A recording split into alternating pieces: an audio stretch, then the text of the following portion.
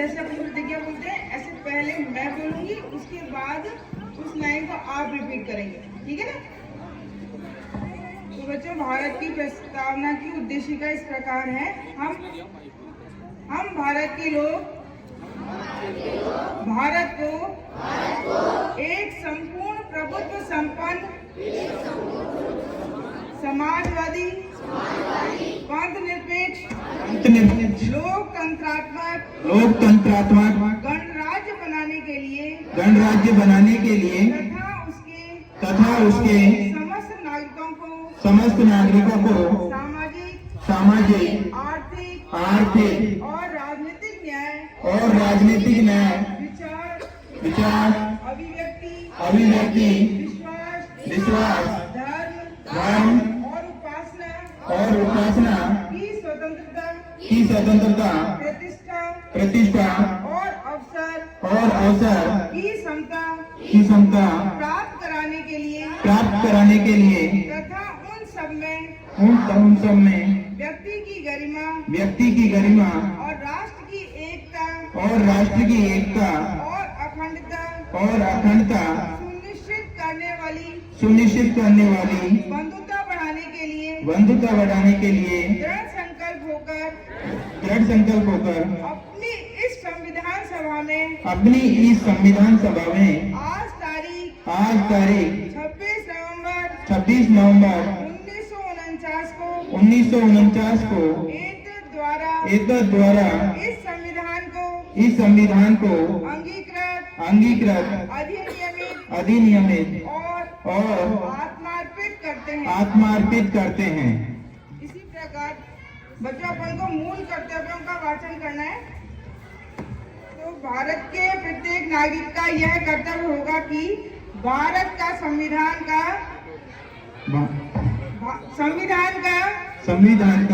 पालन करें और उसके आदर्शों संस्थाओं राष्ट्रध्वज और राष्ट्रगान का आदर करें। स्वतंत्रता के लिए हमारे राष्ट्रीय आंदोलन को प्रेरित करने वाले कुछ आदर्शों को अपने हृदय में संजोए और उनका पालन करें। भारत की संप्रभुता एकता और अखंडता की रक्षा करें और उसे अक्षुण्ण बनाए रखें। देश की रक्षा करें और आह्वान किए जाने पर राष्ट्र की सेवा करें।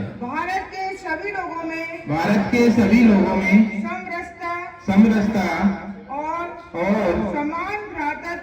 समान भ्रातृत्व की भावना का निर्माण करें। जो पंथ भाषा प्रदेश या वर्ग पर आधारित सभी भेदभावों से परे हो। ऐसी प्रथाओं का त्याग करें जो महिलाओं के सम्मान के विरुद्ध हो।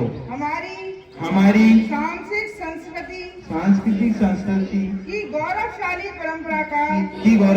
परंपरा का महत्व समझे और उसका परिरक्षण करें। प्राकृतिक पर्यावरण जिसके अंतर्गत वन झील नदी और वन्य जीव है की रक्षा करें और उसका संवर्धन करें तथा प्राणी मात्र के प्रति दया रखें। वैज्ञानिक दृष्टिकोण मानववाद और ज्ञानार्जन तथा सुधार की भावना का विकास करें। सार्वजनिक संपत्ति की सुरक्षा करें और हिंसा से दूर रहें।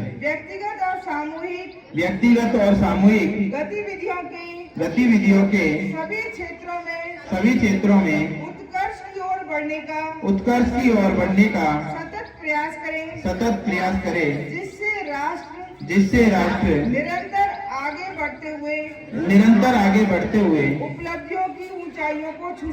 उपलब्धियों की ऊंचाइयों को छू सके। 6 से 14 वर्ष तक के सभी बच्चों को उनके अभिभावक अथवा संरक्षक या प्रतिपालक जैसी भी स्थिति हो शिक्षा के अवसर प्रदान करे। जय हिंद जय भारत।